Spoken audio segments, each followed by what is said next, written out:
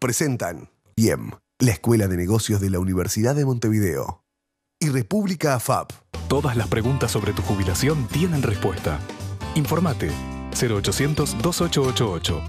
República AFAP responde.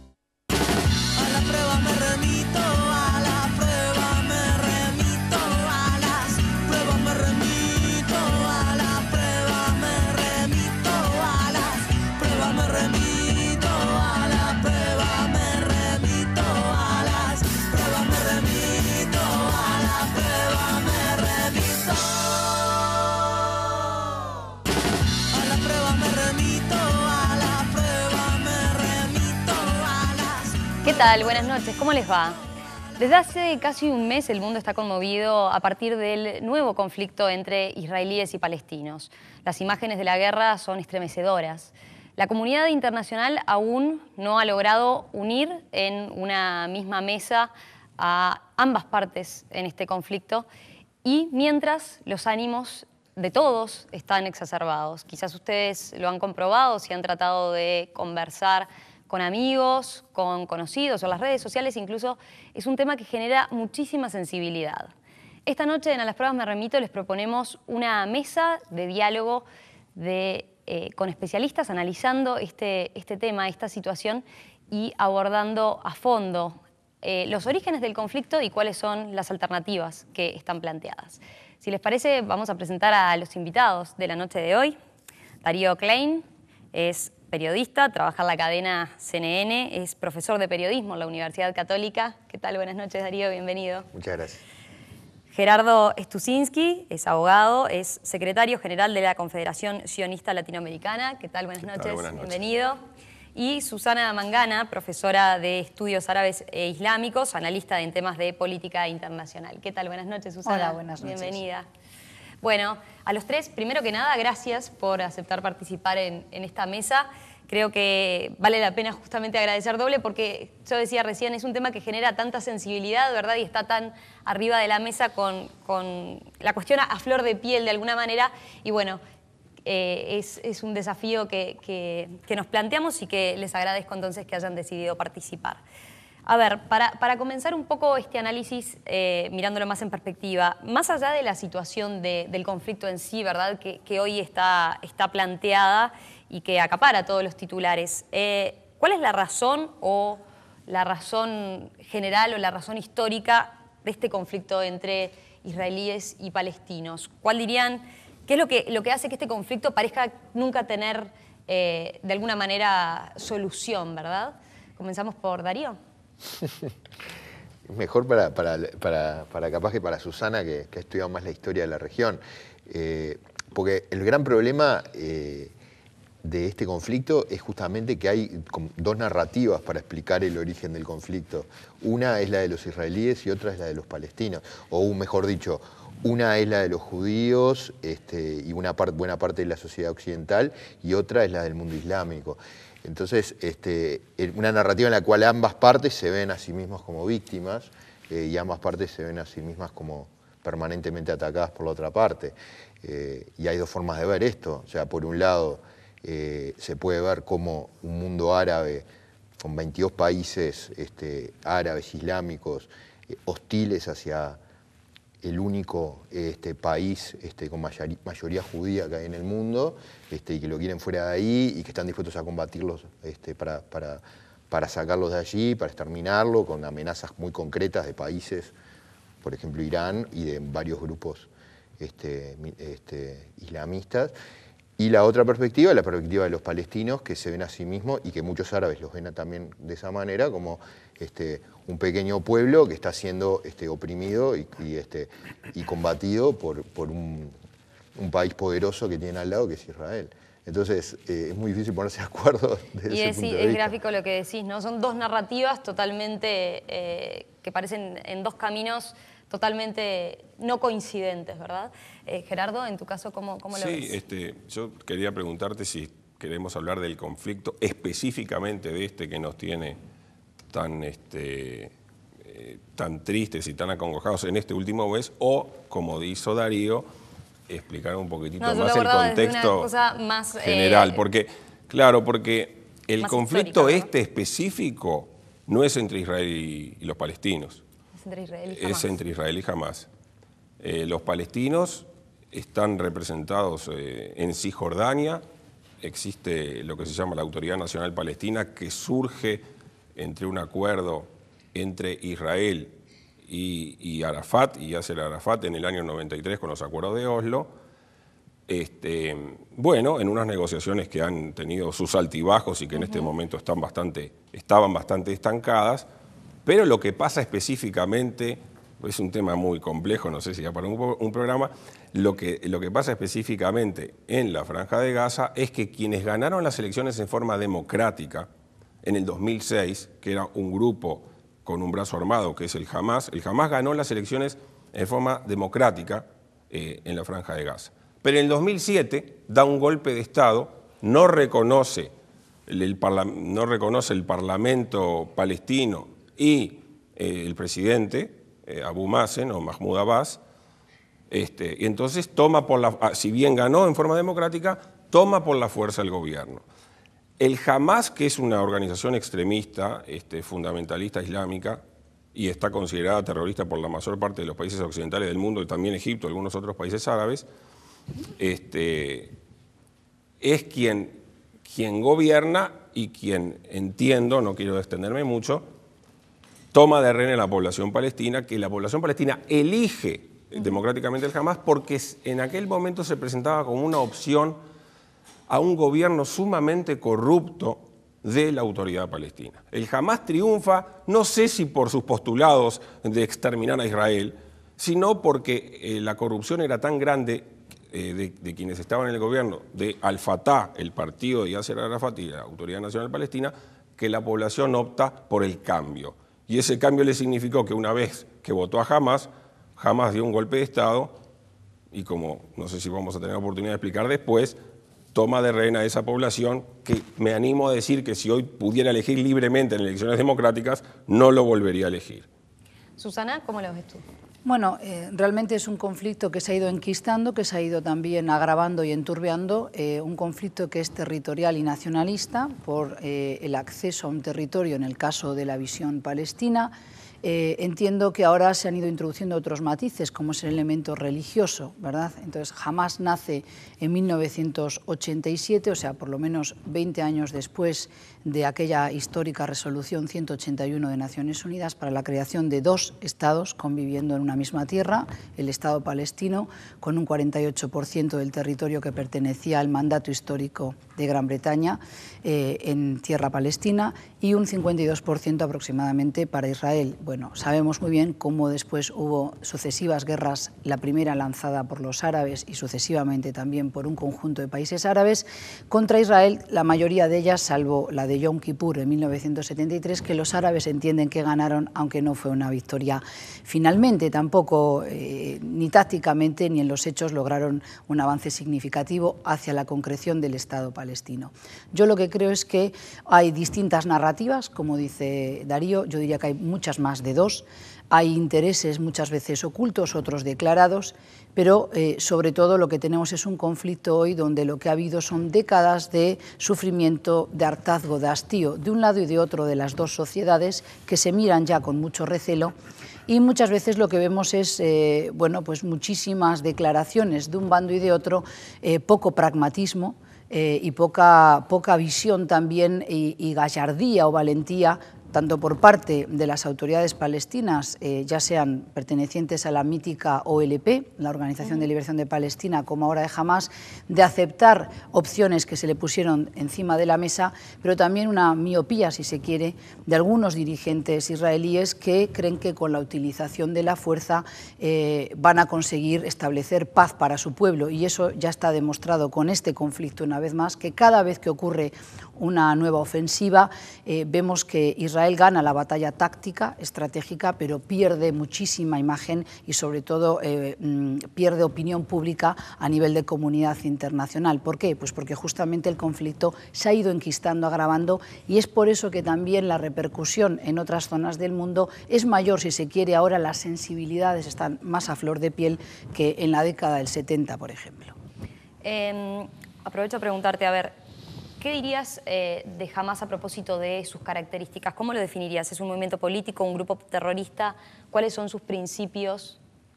Bueno, claramente pertenece a la cofradía de la Hermandad musulmana, que es una organización islamista moderna, considerada así, se desgaja, por tanto, del mismo credo fundacional de los hermanos musulmanes de Egipto. ¿Y por qué digo moderna? Pues porque es una organización que nace allí por 1929 de la mano de un maestro de primaria en Egipto. Por tanto, comparten esa filosofía islamista, hasta ahí no hay nada que temer, porque hay movimientos religiosos también dentro de Israel y nadie critica que tengan derecho a existir. Ahora bien, tiene un brazo armado, tiene, por tanto, actividad terrorista, que es lo que le ha ganado un rosario de perlas, como se le suele llamar, hombres bomba, lanzamiento de morteros, de misiles sistemáticamente contra el Estado de Israel. Ahora, lo que yo siempre defiendo es que hay que saber comprender en qué contexto justamente nace Hamás y por qué se ha granjeado la simpatía no de todos los palestinos, pero sí de buena parte de los residentes de Gaza. Y justamente eso tiene que ver con el germen de este conflicto y de los anteriores, porque es el mismo. Es decir, es la no existencia de un Estado soberano independiente para los palestinos. Tienen población, tienen territorio, pero todavía no tienen independencia. Y es ahí donde ellos ganan, cada vez que hay una ofensiva, lejos de debilitarse, vuelven a acrecentarse y vuelven a aumentar. ¿Por qué? Pues porque sufre la población gazatí y, por tanto, lejos de restarle apoyos a los dirigentes de Hamás, los siguen apoyando. Amén de que también parte de esa dirigencia política está en el exilio y recibe muchísimas ayudas de contribuyentes anónimos musulmanes, pero también de estados islamistas, como por ejemplo puede ser el Estado de Qatar, que por otras razones que tienen que ver con jugar un rol mayor en la región, tener un papel más preponderante en lo que es la nueva diplomacia árabe y musulmana, pero también porque quieren un acceso a riquezas y a la explotación de yacimientos, por ejemplo, de gas que hay tanto en Siria como en las aguas territoriales de Gaza. Y lo que yo veo y percibo en la prensa, incluso a nivel internacional, es que hemos perdido la capacidad de hacer hincapié en los beneficios y los réditos de la paz. Ambos pueblos se beneficiarían muchísimo más si pudieran compartir, si pudieran trabajar y cooperar juntos, tanto en materia de agricultura como de exportación, como de intercambio, sobre todo a nivel de cooperación científica y técnica. Israel es uno de los países que más invierte en innovación y tecnología. Los palestinos podrían beneficiarse de ello, pero en Gaza, concretamente, en lo que son las playas al Mediterráneo, podría haber emprendimientos turísticos que dejaran pingües beneficios y eso no está ocurriendo. Darío, ¿cómo ves este punto que decía Susana? La pérdida de la idea del beneficio de la cooperación, por ejemplo. No, sin duda. Pero para eso hay que dejar atrás rencores y hay que reconocer al otro como un interlocutor, ¿no? El primer problema de Hamás, ¿no? Que no reconoce a su interlocutor, ni siquiera lo nombra. Que destruyó todo lo... recordemos que cuando Israel se retira de Gaza, dejó allí casas, dejó plantaciones, dejó maquinaria, invernaderos, y todo eso fue destruido, en vez de aprovecharse, ¿no? Bueno, tiene que ver con todos estos rencores, que lamentablemente, coincido totalmente con bueno, en general con casi todo lo que han dicho, lamentablemente cada vez que se desata una guerra, cada vez que hay una operación militar, lo único que ocurre es que crecen los rencores, los extremistas se fortalecen, porque para Hamás esto es casi como un auxilio, o sea, cuando estaba sin oxígeno, un tanque de oxígeno que le tiró Israel, cuando se estaba debilitando, estaba dejando de recibir dinero, se estaba empobreciendo, estaban empezando a haber problemas internos. Claro. Ahora esto, a mí me da la impresión de que contrariamente a lo que buena parte del liderazgo israelí cree, no lo debilita, sino que lo fortalece. Yo leía en la columna que escribiste esta semana, que tuvo mucha repercusión en la diaria, decías eso, ¿no? Cuánto se ven fortalecidos en ambos casos las posturas extremas, ¿no? Tanto de un lado como del otro, a partir de esta situación. Lamentablemente. Hay una columna muy interesante también que salió en estos últimos días de una cantante israelí que se llama Noah, que a mí, ella la titula, me parece brillante el título, dice, este conflicto no es entre, no, dijo, hay solo dos bandos en este conflicto, los moderados y los extremistas. Lamentablemente me da la impresión de que los extremistas se terminan beneficiando los llamados a la moderación pierden. Si queremos combatir realmente a un grupo extremista, terrorista como Hamás, tenemos que empezar por reconocer que existe un Islam moderado y que existen palestinos moderados con los cuales negociar. Entonces, tal vez esa es la falta de valentía que yo veo de los liderazgos, y me refiero a todos, porque creo que acá uno de los grandes problemas que ha habido en este conflicto es una especie de demonización del otro, donde parecería que fuera está lleno de propagandistas de algunas de las causas y pretenden que el otro es un tonto, incapaz de razonar, y creo que justamente si dejáramos de demonizar al otro y lo viéramos como un interlocutor, y si me permites, deshumanizar, porque ambos bandos se están deshumanizando de esta manera, no poniéndole rostro a la víctima, sea israelí o sea palestina. Gerardo. Sí, concuerdo con prácticamente todo lo que dijeron acá los compañeros. La única precisión que quiero hacer antes de referirme a los beneficios de la paz es cuando la señora Mangana dice que las guerras se libraron para establecer un Estado palestino, que eso no es así. En el año 48, 56 y 67, en los territorios que se supone que los palestinos reclaman para un Estado propio, que rechazaron en la partición que las Naciones Unidas hicieron de ese territorio con una notable actuación del uruguayo Enrique Rodríguez Fabregat, esos territorios estaban Gaza bajo dominio de Egipto y Cisjordania bajo la administración de Jordania. Y en 19 años, del año 47, 48 al 67, que Israel en la Guerra de los 6 días toma militarmente esos territorios, a ningún palestino ni a ningún árabe en el mundo se le ocurrió declarar el Estado palestino que se supone que ahora reivindican en esos territorios. Así que, por supuesto que la solución que Israel propugna, todos los partidos políticos de Israel, la solución que propugna es la que Israel siempre aceptó, que es 2 estados para 2 pueblos, como como estableció la propuesta de las Naciones Unidas en el 47, eso sería la solución.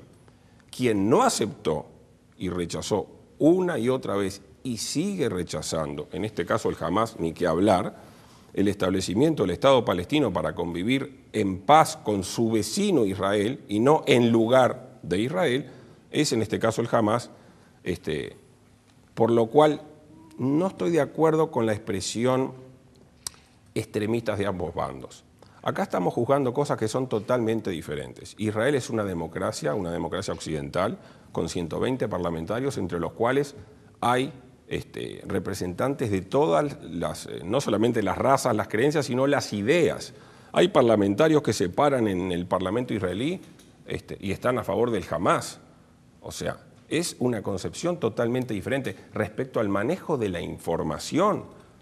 Cuando nosotros decimos hay tantas víctimas civiles, terrible, espantoso, trágico. Ahora, seguro que hay víctimas civiles. Lamentablemente en una guerra todos pierden, no me cabe duda. Ahora, ¿quién dice en Gaza quiénes son las víctimas civiles? El Ministerio de Salud, que está bajo el dominio del Hamás. Lo que quiero decir, no hay comparación entre una dictadura extremista islámica con unas normas morales totalmente diferentes a las que nosotros podemos concebir y una democracia al estilo occidental, incluso mucho más abierta de lo que nosotros concebimos. Los debates políticos en Israel son de una dureza que nosotros no estamos acostumbrados.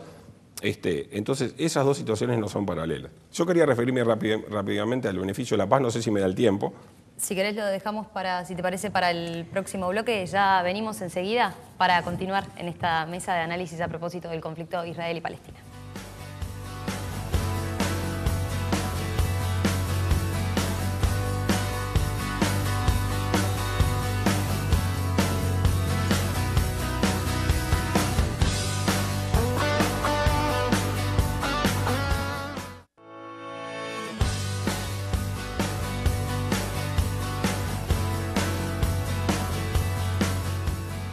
El conflicto entre Israel y Hamás, ese es el tema que estamos analizando hoy, esta noche, aquí en A las Pruebas Me Remito. Sumamos a la mesa, le damos la bienvenida a Mauricio Raufetti. ¿Qué tal, Mauricio? Buenas noches, bienvenido. ¿Cómo estás? Estar acá. Mauricio es periodista, editor de France Press, corresponsal además del New York Times y de The Guardian. Colaborador. Colaborador. Que no es lo mismo. Que no es lo mismo, tenés razón. Gracias por aceptar ustedes también por la la invitación para abordar un tema tan actual y tan difícil y que mueve tantas sensibilidades. Sin duda, de eso te voy a preguntar ahora, pero antes, Susana, ¿querías hacer algún comentario más a propósito de Hamás concretamente y de lo que veníamos hablando en el bloque anterior? Sí, porque nuestro compañero aquí presente hacía una precisión con nombre y apellido hacia mí, hacia la historia, que creo que ambos la conocemos, aunque la contemos de manera diferente. Yo no me quiero embretar justamente en hablar de la historia, porque las personas que viven hoy en Israel tienen derecho a vivir en una sociedad en paz y segura, pero también los niños que nacen hoy en Gaza o en Cisjordania, que el 62%, como él debe saber también muy bien, y nuestros compañeros aquí presentes, el 62% de Cisjordania sigue siendo lo que se llama territorio C, bajo control total y absoluto israelí. Y yo creo que estamos perdiendo de vista cuál es el problema del conflicto, no de ahora, sino de siempre, del 47 hasta ahora, y es la creación de un Estado palestino. Y amén de declaraciones que las hemos escuchado y las hemos visto escritas también, de que sí se quiere dos estados conviviendo a la par, lo que vemos es que es un proceso de paz que se ha dilatado mucho en el tiempo y lo único que ha generado es resentimiento, odios y extremismos de ambos lados, porque igual que hay árabes y hay palestinos que no quieren ni oír hablar de un judío, de un israelí, confunden los dos términos muchas veces, cuando uno designa nacionalidad y otro religiosidad. Del otro caso también hay judíos y hay israelíes que no quieren ni respetan a un palestino porque no lo consideran tampoco una persona, no lo consideran un ser sujeto de derecho, ¿verdad? Con lo cual tenemos que recordar que hay extremismos de ambos lados, porque también al premier Rabin lo asesinó un extremista israelí y judío, con lo cual yo creo que no debemos seguir cargando las tintas sobre los extremistas, sino la manera mejor de aislarlos es abocarnos a trabajar por el diálogo, por la paz, y ambos tienen que hacer concesiones dolorosas. Ahora bien, esta ofensiva, simplemente decir la última en territorio de Gaza, va a acabar con la dirigencia política de Hamás, va a terminar solo con los túneles, van a poder atacar las fuentes de financiación, dónde se compran los misiles, las armas que se lanzan desde Gaza hacia Israel, o simplemente es una nueva espiral de violencia que va a generar más pobreza, más destrucción de Gaza, más miseria humana, y de esa miseria humana se alimentan los odios, los recelos y los extremismos. Hay un tema que obviamente queda planteado, que es por supuesto la sensibilidad que genera, lo hemos comentado todos creo, y justamente a propósito de eso, también el tema de lo que es la opinión pública, ¿verdad? Mauricio, a ti como periodista me interesa particularmente preguntarte, a ver, ¿cómo ves el manejo de información en un conflicto tan delicado como este? ¿Y cómo ves a la opinión pública concretamente en este tema? Sí, es una pregunta complicada para un periodista. Yo creo que para introducir un elemento que enriquezca la conversación, como nunca en este conflicto tuvieron un papel en lo que es el debate de las redes sociales. Y creo que ahí juega un factor distinto, que es el hecho de que en las redes sociales opina muchísima gente que no es periodista o muchísima gente que ve el conflicto en función de las imágenes o de las informaciones que están llegando y que tienen que ver específicamente con esta ofensiva. Para mí es muy importante que hayan instancias en las cuales se establece el contexto histórico en el que se desarrolla todo el conflicto y no solamente una ofensiva. Más allá de eso, a nivel informativo, hay algo que ocurre permanentemente cuando se habla de conflictos armados, y los periodistas lo sabemos muy bien. Cuando existe una disparidad de poderes tan grande como la que tiene el ejército israelí y los combatientes o militantes de Hamás, lo que se produce es un efecto David y Goliat, y la gente tiende en general a mirar las cosas del lado del más débil. ¿Qué es lo que quiero decir con esto? Que para nosotros, periodistas, lo más importante es justamente tratar de mantenernos en el medio, con neutralidad, y tratar de presentar los elementos informativos despojados de cualquier tipo de ideología. Eso obviamente es mucho más fácil decirlo cuando uno está fuera del conflicto y lo ve desde una perspectiva informativa o histórica, que cuando uno está de repente un poco más involucrado. Darío, tú en tu caso como periodista también, ¿cómo ves este tema, este aspecto en particular de lo que planteas? Es complicado. Porque aparte, como decía Mauricio, las redes sociales han tomado un protagonismo muy importante que lejos de ayudar a entender las cosas, colaboran con la deshumanización que manejaba recién Susana del otro, ¿no?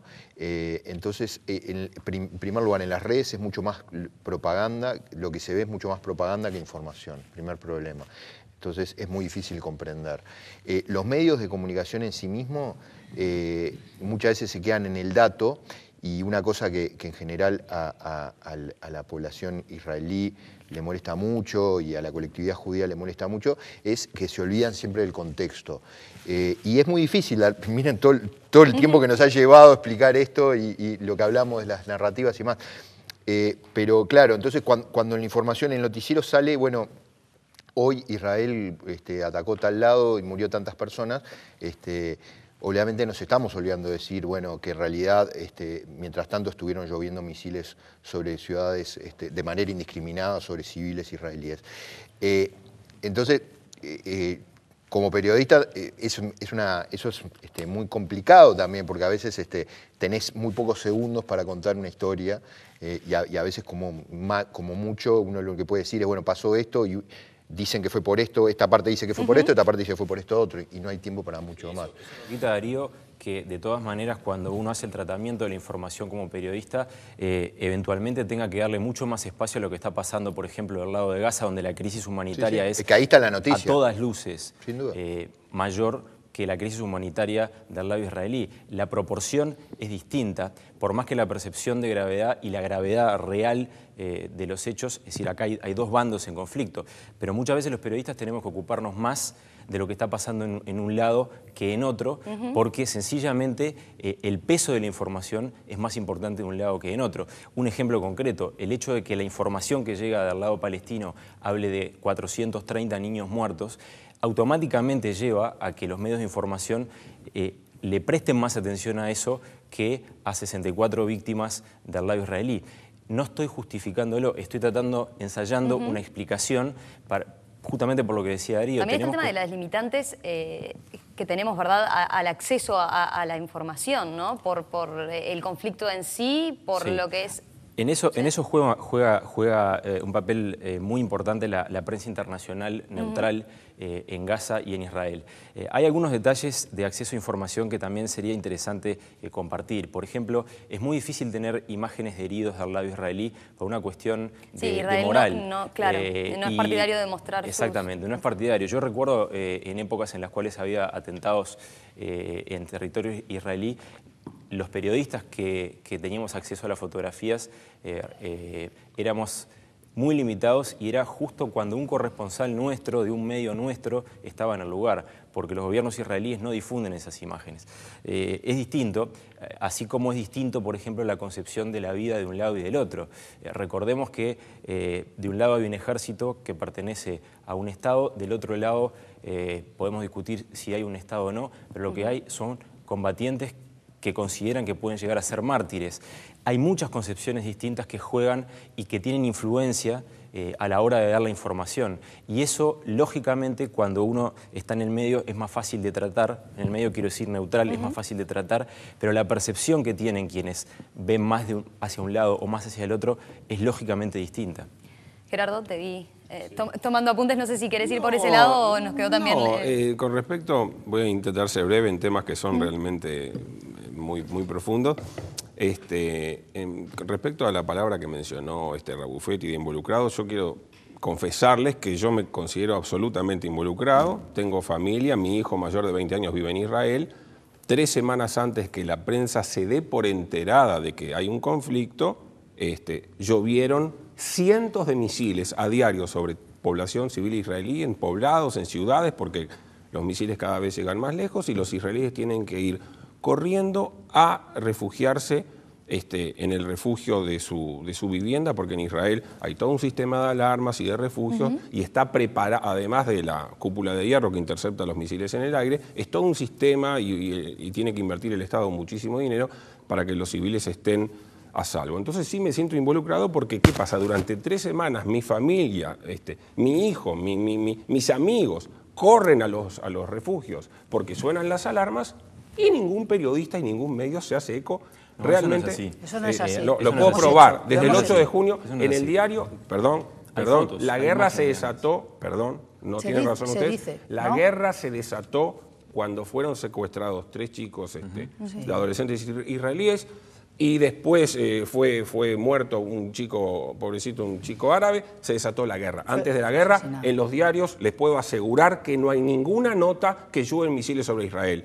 Les digo más, y ahora lo retomo con el segundo tema, que es las redes sociales. En las redes sociales nuestras, digamos, o sea, mis amigos, nosotros subimos banners y carteles que dicen, hoy llovieron en Israel tanto, la prensa no dice nada, cuando nosotros respondamos ahí van a ver que va a salir en todos los diarios y en la televisión. Lo decimos antes y créanme que es así. Y voy a seguir un poquito con las redes sociales y con los periodistas. Hay muchas cosas, hay gente que puede elaborar material casero, está lleno de fotos terribles que no pertenecen a Gaza, que son de Siria, porque hay matanzas y realmente lo que se utiliza la palabra genocidio se produce en genocidio, no en este caso, Espero que no sino estés en otro. insinuando que los periodistas No. estamos cayendo en la trampa de utilizar fotos de otras No, guerras. no, dije las redes sociales, no. pero me parece importante Menos los precisarlo. periodistas serios, pero hay fotos y filmaciones que pertenecen a otros lugares donde hay conflicto y que ponen, no los periodistas serios no van a hacer una cosa así. Y entonces la información es muy confusa. Pero hablando de periodistas serios, primero, en Israel la información es absolutamente libre, en Gaza, como dije antes, gobierna una dictadura. Pero ha pasado, y lo he visto, y creo que es real, cuando hay una periodista finlandesa y otro, no me acuerdo si es italiano, están desde el hospital de Shifa, que la gente condena a Israel porque ha tirado misiles en ese lugar, resulta que el periodista está transmitiendo desde Gaza y de repente atrás de él sale el misil desde el hospital o desde la Escuela de las Naciones Unidas, sale el misil desde ese lugar hacia territorio israelí. Entonces, cuando Israel dice, señores, el pueblo palestino está siendo utilizado como escudos humanos y las lanzaderas de misiles están en esos lugares, hospitales, escuelas, mezquitas, se ha probado, en las redes sociales se puede ver cuando un periodista de un medio serio, atrás de él sale el misil hacia Israel. Susana y Mauricio querían... Sí, no, yo quiero hacer una precisión que me parece muy importante. Por eso, cuando hablé en mi intervención anterior, hablé de los periodistas neutrales que están en uno y otro lado. El cuidado en el manejo de la información que se hace en un medio de prensa serio, no es el mismo y nunca lo va a ser si lo comparamos con las redes sociales. Yo creo que hay una percepción de que la prensa tira para uno o para otro lado y quiero decirle a la gente que no siempre es así. Hay muchos medios que son neutrales y hay sobradas columnas, análisis, reportajes, imágenes de lo que está aconteciendo de uno y otro lado. Que cada una de las partes deje ver una parte de lo que está pasando y la otra parte no la deje ver, si bien no exime al periodista, sí permite explicar que haya muchas cosas que nosotros, como público, no logramos ver. Por eso yo mencionaba lo que pasaba con el caso de los atentados en territorio israelí, porque justamente en ese caso la percepción que se genera es que un atentado tal vez no es tan dramático y sí lo es. ¿Susana? No, yo quería comentar que cuando nosotros los dos parecía que saltábamos a rechazar algunos de los dichos es porque sí hemos denunciado que es muy difícil, y en mi caso lo he dicho con estas mismas palabras, debe ser horrible estar bañándose, tomando una ducha del lado de Askelón o Sderot, en las localidades próximas a la Franja de Gaza, y no saber si te da tiempo a enjabonarte porque va a sonar una alarma, una sirena, y tener que ir corriendo al refugio a esconderte. Pero por las mismas también es horrible ver imágenes de israelíes en las colinas mirando a Gaza y celebrando cada vez que caen también bombas del otro lado. Hay una deshumanización de ambos bandos. Igual que es una democracia con sus matices, como en todos lados, porque, por ejemplo, entre otras cosas, el Estado de Israel no tiene todavía una constitución, a pesar de que cuando se declaró la independencia se dijo que se iba a proclamar una constitución. Después, por la guerra y por sucesivas razones que no da tiempo a explicar ahora, no tiene una constitución como otras sociedades y estados occidentales, con lo cual también es diferente al concepto que entendemos aquí de democracia en Occidente. No obstante, hoy en la sociedad israelí también, por suerte, no es monocromática, hay muchas voces y hay voces pacifistas, pero esas mismas voces se ven contestadas. Tú hablabas de la cantante Noa, pero también hay escritores, hay cineastas que han manifestado también su rechazo a continuar con este paradigma de guerra y de violencia. Y no por ello son menos israelíes, no por ello son malos patriotas, como a veces se los acusa.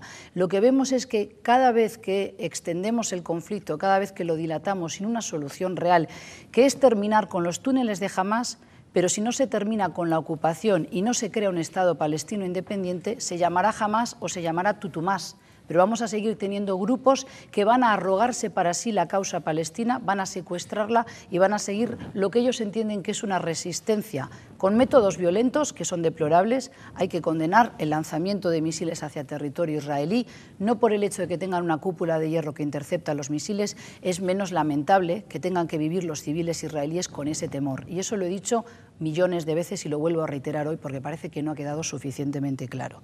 Pero por las mismas, escudarse y decir que todos son escudos humanos de Hamás, son 1.864 bajas civiles de palestinos. O Hamás creció muchísimo. Entre los 1.864. Perdón, yo le respeté su palabra, respéteme usted a mí la mía. Yo lo que digo es que los 1.864 civiles muertos hoy en Gaza, la mayoría, la inmensa mayoría son mujeres, son niños, porque aproximadamente entre el 38 y el 40% de los residentes de Gaza, 1.800.000 personas, son menores y son adolescentes. Lo único que dice la comunidad internacional es que se le pide contención, que haya una proporcionalidad en el castigo a Hamás y que no sea indiscriminadamente la población de Gaza la que pague las injusticias de Hamás. Eso es lo que está pidiendo la comunidad internacional y no negando el derecho ni a la existencia del Estado de Israel ni el derecho a defenderse. Darío, ¿querías acotar algo? algo? Bueno, iba a apuntar algo, pero ese fue el tema.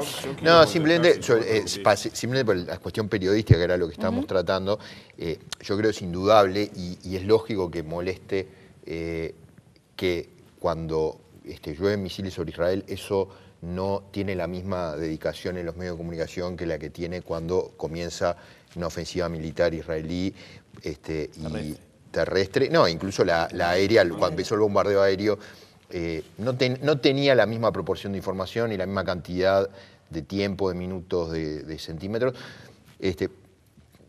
Es algo que habría que hacer un curso de periodismo para entenderlo, pero tiene que ver también con el valor de la noticia. Lamentablemente, a pesar de que a una de las partes eso les moleste demasiado, y yo creo que es comprensible que moleste, es decir, vos estás ahí, te están lloviendo, escuchás que tus familiares, que tus amigos están sufriendo día tras día con lluvia de misiles, y los medios de comunicación no le están dando pelota. ¿Por qué? Porque, porque afortunadamente no hay muertos, porque afortunadamente no hay esa enorme destrucción que se vio del otro lado. Entonces,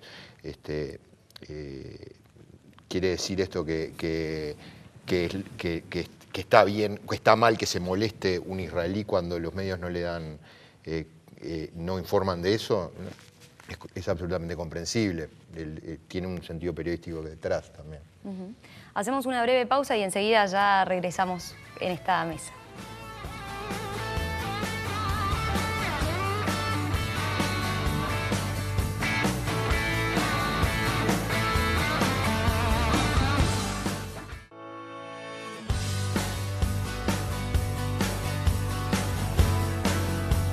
Desde hace casi un mes el mundo está conmocionado a raíz de este nuevo conflicto entre israelíes y palestinos. Este es el tema que estamos abordando esta noche aquí en A las Pruebas Me Remito. Gerardo, ¿querías comentar algo a propósito de lo...? Algunas puntualizaciones. Respecto de los extremismos de ambos bandos, es cierto que en todas las sociedades existen extremistas. Creo que la diferencia fundamental radica en el porcentaje de la población que se puede considerar extremista. Cuando en Israel, como bien dijo Mangana, asesinaron al primer ministro, esa persona tiene cadena perpetua. Y cuando asesinaron a un chico árabe, como respuesta al asesinato de 3 chicos judíos, esas personas están encarceladas, enjuiciadas y lo más importante que quiero decir es que están condenadas por absolutamente toda la sociedad. El extremismo, ellos son considerados delincuentes y el 99,9% de la población los repudia. La sociedad palestina es diferente. personas que se han inmolado, que se vuelan en un supermercado matando muchos civiles y se ponen en el cinturón explosivo veneno de ratas y clavos para matar la mayor cantidad de víctimas posible, esa persona tiene un nombre en una plaza pública y en las figuritas que juntan los chiquilines en la escuela, esa persona figura en las figuritas. Entonces, extremismos de ambos bandos es una simplificación que yo aprovecho esta ventanita y esta oportunidad que me dan para aclarar. Es cierto que Israel no tiene una constitución, yo soy abogado y en nuestro sistema jurídico la constitución es lo más importante. Es cierto que no tiene constitución, pero eso, la verdad, no quiere decir algo en especial. Está lleno de pacifistas en Israel. No tiene constitución tampoco, son ¿no? constituciones flexibles, diferentes. La declaración de la independencia de Israel es tomada. Es cierto que no tiene una constitución, pero eso no quiere decir algo en particular. Es cierto de que hay pacifistas en Israel, está lleno, y hacen manifestaciones permanentemente. En los territorios palestinos, manifestaciones por la paz no hay, están prohibidas. Todas las manifestaciones están prohibidas, a no ser la que esté a favor del gobierno. No es así. No, eso no es así. Yo nunca he visto una manifestación. manifestación. Es Cisjordania, ¿no? Claro. Hay una diferencia grande en el sentido... No hay manifestaciones. Pero no hay manifestaciones. Es una puntualización importante en este punto. La situación en Gaza y en Cisjordania es completamente distinta. Mientras en Gaza, como tú decías, Hamás tiene un control militar, en Cisjordania es distinto. No hay manifestaciones contra el gobierno ni en Gaza ni en Cisjordania del gobierno que gobierna ese territorio. No hay. No hay manifestaciones, no hay carteles y no están permitidos. Y yo te desafío a que me muestres un cartel en una manifestación en Cisjordania que esté contra el gobierno. Eso no hay. Y para terminar... Una situación de ocupación. Lo que no estamos dando son las cifras. Y para terminar, con respecto a las cifras, quiero también decir, antes... Tú mencionaste resistencia por la ocupación del Estado. Israel no ocupa un solo centímetro cuadrado de Gaza, se retiró en el 2005. Como dijo Darío, había industrias, había invernaderos, había casas. Vinieron los palestinos con ese territorio que estaba liberado sin un solo soldado israelí y quemaron todo. En esos invernaderos... No, en Cisjordania el retiro es paulatino y está trancada las negociaciones. ¿Desde cuándo están trancadas? Desde hace mucho. Bueno, hasta abril había negociación. Pero no avanzaban. En negociaciones podemos tener 2 siglos, pero si no se avanza... Pero no avanzaban, pero la responsabilidad que no avancen, con mucho gusto, en otro programa venimos y lo discutimos, no es de ninguna manera de Israel. Bueno, es la única... Claro. Y con respecto a las víctimas, tú dijiste que murieron... Sí, pero... Es que yo no quiero que sea una polémica entre nosotros, Gerardo. Yo creo con respecto a las víctimas, tú dijiste que hubo 1.864 No lo digo yo, lo dicen civiles. las agencias de Naciones Yo lo que Unidas. quiero decir es lo siguiente. El tema de las Naciones Unidas... No, pero no son todos civiles. Tú dijiste que son todos civiles y yo digo, la inmensa mayoría son Claro. civiles, pero acá hay una contradicción que es la siguiente. ¿Cómo puede ser que uno de los ejércitos más poderosos del mundo, que quiere evitar que le lancen misiles, resulta que no le pega a un solo militante, que son terroristas, tú dijiste combatientes, son terroristas, no le pega a uno, resulta que son todas mujeres y niños? Señores, lo que quiero decir... que el término terrorismo tiene un problema, ¿no? Pero, porque el término terrorismo... Sí, pero lo que pasa es que decís muchos conceptos juntos y si nosotros no podemos aclararle algunas cosas Tira al los misiles público... a la ciudad, Si nosotros a no donde podemos caiga. aclararle algunas cosas al público, quedamos como que nosotros estamos defendiendo una Defendiendo posición una de Hamás, posición que no lo es, cual no que es no es correcto. Creo que ninguno de nosotros podría justificar una lluvia indiscriminada de misiles. Y creo que tanto Susana, y en particular en mi caso, que tuve 10 años de columnas en El Espectador, durante las cuales abordé este tema, queda meridianamente claro que tengo una concepción muy positiva de lo que es la existencia del Estado de Israel. Lo que quiero decir es que me da la impresión de que si nosotros utilizamos el término terroristas para referirnos permanentemente a actos o personas, lo que hacemos es banalizar el uso de la palabra terrorista. Y eso debilita incluso la postura israelí. Lo podemos discutir, pero yo utilizo la palabra combatientes ex profeso, porque la palabra terroristas implica una connotación y una carga de sentido que, igual que la palabra genocidio. Igual que la palabra genocidio, que tiene un trasfondo político. Se utiliza de un lado y del otro, y vamos a salir del conflicto israelo-palestino. ¿Qué es lo que pasa en Venezuela cuando hay determinadas acciones de la oposición? Se los califica de terroristas. Y está mal que los periodistas utilicemos la palabra terrorismo. Entonces, por eso yo utilicé la palabra combatientes. Fue consciente y quería aclararlo porque me parece muy importante. Una frase para terminar mi idea. En este caso son terroristas En el caso de Venezuela es diferente porque lanzan misiles y si el misil da en el blanco, mata la mayor cantidad posible de personas que se puede. Eso no es un acto de combate porque, para terminar, quiero decir, no creo que me dé más tiempo, que acá no se está peleando por una ocupación ni por la existencia, el nacimiento de un Estado palestino, de ninguna manera. No hay un solo centímetro ocupado de la Franja de Gaza y estos actos que no tienen ninguna posibilidad militar de generar nada, es solamente para sembrar destrucción y muerte. No hay una reivindicación política de que dos estados vivan en paz uno al lado del otro. No, simplemente decir que, como bien dice, ahí sí coincido, lo que busca Hamás ahora, o por lo menos eso es lo que declara, es que se levante el bloqueo a Gaza, que igual también no vuelve a resolver el problema de fondo.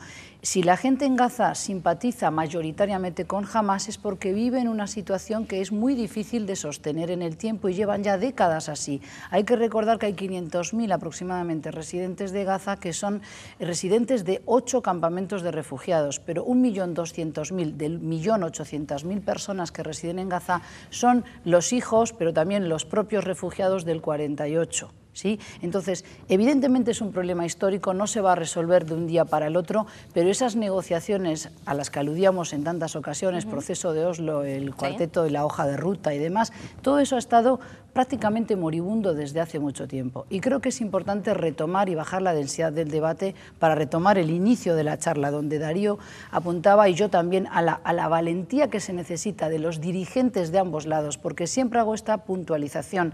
Nuestro compañero se siente involucradísimo, además representa una entidad, por lo que el anuncio sionista, con lo cual ya desde el arranque está involucrado.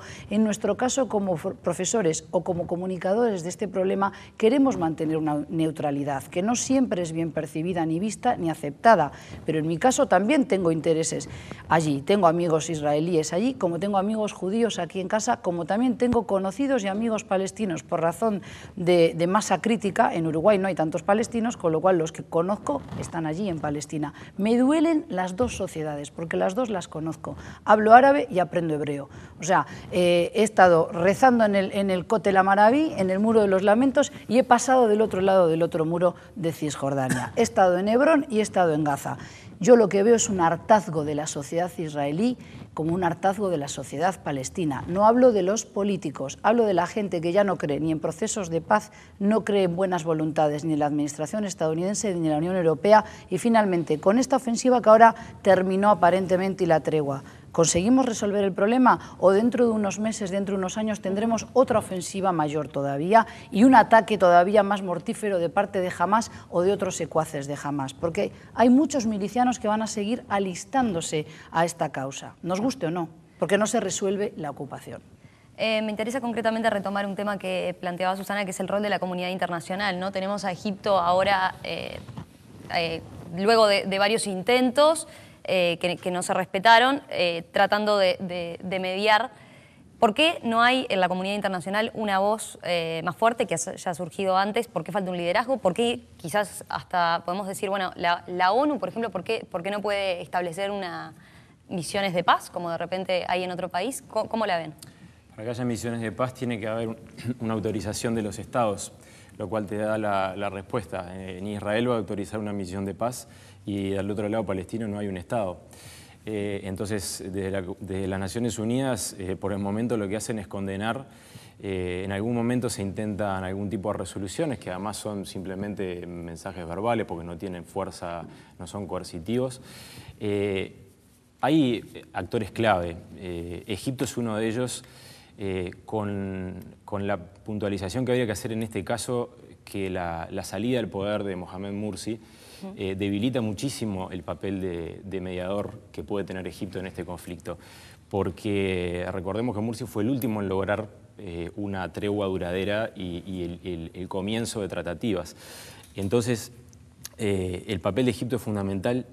El involucramiento de otros países árabes yo lo veo complicado, por lo menos en la coyuntura actual. No olvidemos que los palestinos son incluso parias dentro del mundo árabe. Y el involucramiento de Estados Unidos es muy difícil políticamente. Obama es un presidente políticamente débil, con un secretario de Estado políticamente más débil aún, no controla el Congreso y realmente veo muy difícil que Estados Unidos pueda ser el factor que en este caso, como lo fue en épocas anteriores, en la época de Bill Clinton concretamente, el actor que pueda canalizar negociaciones. Si me dejás redondear, Sí. yo te digo, yo soy un pesimista. No creo que en esta coyuntura se pueda salir de este conflicto.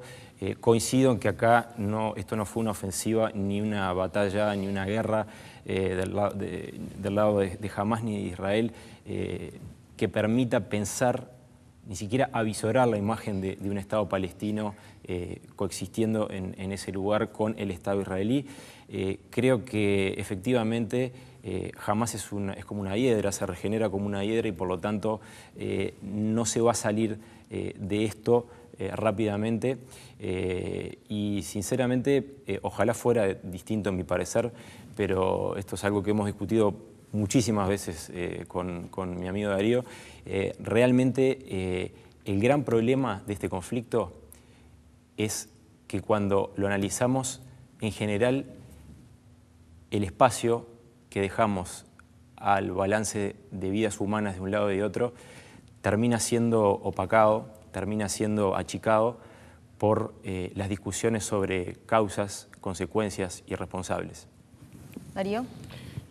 Sí, yo soy muy pesimista también, lamentablemente. A veces me pregunto si la comunidad internacional colabora o puede colaborar con esto o si al contrario termina exacerbando y perjudicando y presionando a las partes para que no lleguen a un acuerdo. Cuando hablo de esto, pienso en el mundo árabe, que para quien los palestinos son parias, como decía Mauricio, además para quienes los refugiados palestinos no los integran a sus sociedades, los mantienen ahí como moneda de cambio para unas negociaciones. La comunidad árabe que no aceptaría nunca un Estado palestino que no tuviera Jerusalén como capital y todos los territorios musulmanes no estuvieran bajo control musulmán.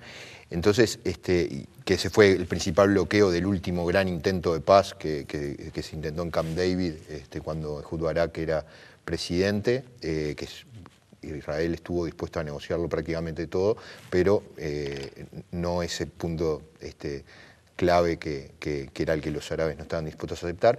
Y después me pregunto también, sobre todo en América Latina, yo noto que los gobiernos no tienen tampoco una actitud muy constructiva, han tomado parte. El gobierno uruguayo ha hecho declaraciones que no son nada positivas para convertirse o intentar convertirse en mediador o en propiciar algún acuerdo entre las partes, sumarse a la guerra retórica que planteaba Mauricio entre terroristas y genocidas. El gobierno uruguayo tomó una posición utilizando la palabra genocida del presidente José Mujica, que además de ser equivocada, porque el genocidio es otra cosa, es la negación a la existencia de un grupo, de un colectivo, no ayuda. Si la comunidad internacional pretende tener un papel constructivo, debería tratar de entender la esencia y obviamente lamentando y condenando cada muerte civil que ha ocurrido, pero tratar de tener una actitud más constructiva. Señores, tenemos que ir terminando. La verdad, les agradezco nuevamente. Yo les había empezado agradeciendo. Creo que nuevamente el tema obviamente genera muchísima sensibilidad, pero gracias por aceptar participar de esta mesa y ojalá para los televidentes haya aportado este análisis, este debate, y nos reencontramos la semana que viene, el próximo jueves a las 21 horas, pero no se pierdan mañana viernes, diario de campaña a las 21 horas también con Horacio Baroli. Que tengan una muy buena semana.